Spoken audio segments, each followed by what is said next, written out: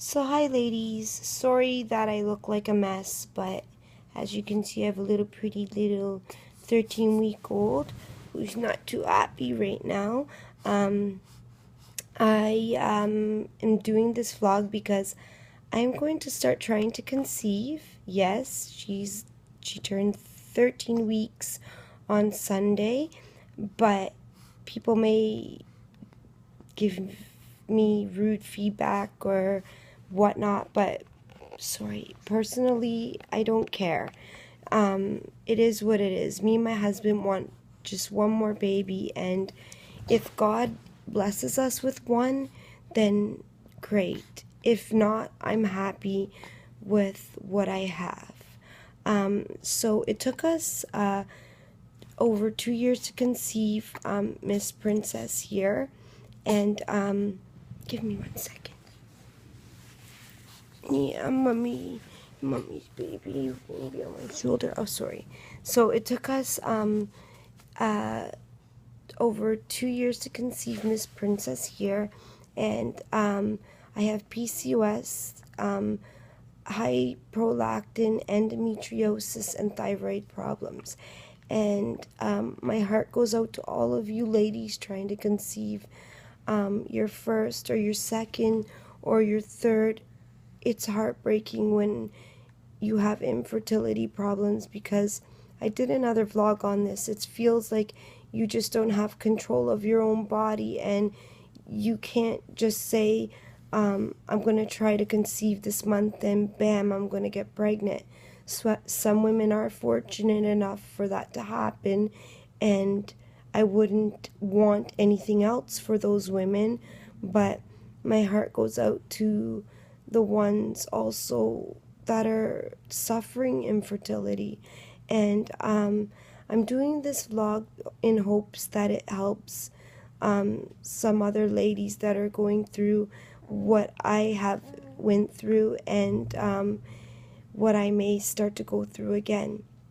Our decision to try to conceive again while our baby is still so young is because it took so long to conceive her, and then I had an early miscarriage before I even got my first postpartum cycle, when she was about 7 weeks old, I believe it was.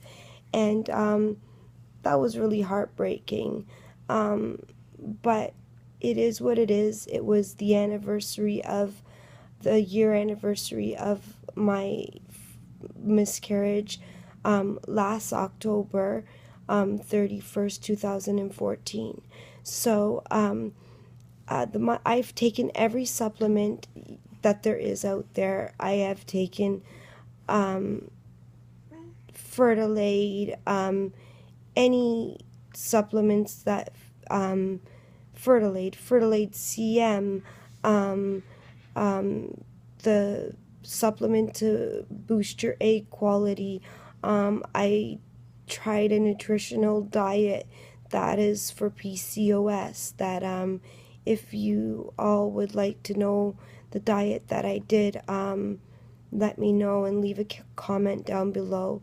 I tried Vitex, and I tried everything, and what I tried and didn't work for me doesn't mean it's not going to work for you. And I also too would do OPKs, and in those 2 years I would always have positive or close to positive OPKs throughout the whole month, until I did get a cycle, if I got a cycle that month. If not, I would continue to do OPKs, and they still would be dark.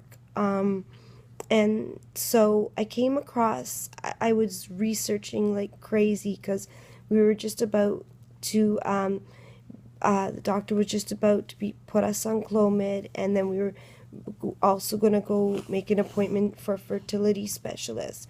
And I did research that induced cycle, and I said, what is before my cycle was, just before my cycle was induced, and I said, what can I take, because I had to take these little white like progesterone pills to induce my cycle, because my cycles ranged anywhere between 32 days and over 100 days.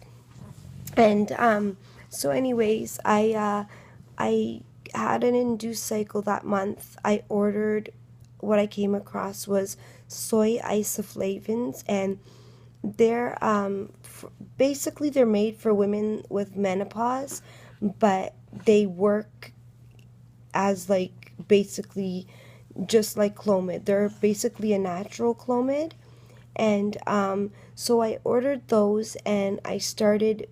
You take, you'd have to look it up, ladies, and you can take on different days. You take them just like Clomid, but you take more than you would take. So if you take 50 of Clomid, you would take like 100 of the soy isoflavins, and that's what I did. So I took on cycle day, my induced cycle day 2, I took 100 milligrams. To cycle day 6, I took 100 milligrams. And let me tell you, ladies, that was the first cycle trying to conceive, even though I did have the miscarriage just before I conceived her also. But I still never produced any kind of CM. I had to TMI, use pre-seed just to have intercourse, baby dancing or not. So I started it cycle day 2, 3, 4, 5, 6, and I couldn't believe my eyes when 5 days before I ovulated, I started noticing abundance of EWCM. I'm honestly telling you the truth. I did not produce any cervical mucus, TMI, even when I was aroused. I never produced it in the months before, the year before, the 2 years before. I did not produce any CM. It was insane. I would not even be wet even during intercourse. And that 5 days before I had ovulation, I noticed I went to the washroom and I peed, and TMI, I noticed that on the toilet paper there was a lot of EWCM, and I got really excited at that point. But then I could feel TMI, sorry, but I put my hand underneath my, and it just fell into my hand, and I was like, oh my gosh, like, what is this? Like, oh my goodness, like, I'm producing so much. So, I got that for 5 days, and then I got my positive OPK on cycle day 19, and then I was temping also, and I ovulated on cycle day 20. And the day that I was ovulating was the day that the CM started to decline a lot. So the day before, I still had a lot of the EWCM, but the day that I was ovulating, it was starting to go away. And I read up about it in my Taking Charge of Your Fertility. That book's amazing. It does say that when ovulation does come, EWCM can start to decline. So that month we did make love. So we baby danced for 11 days straight. Yes, my husband has, thank God, no male infertility issues. So we baby danced for 11 days, and I up until I think it was 2 days after the day I ovulated, so the second day after I ovulated, so 2 days after I ovulated, we finished baby dancing.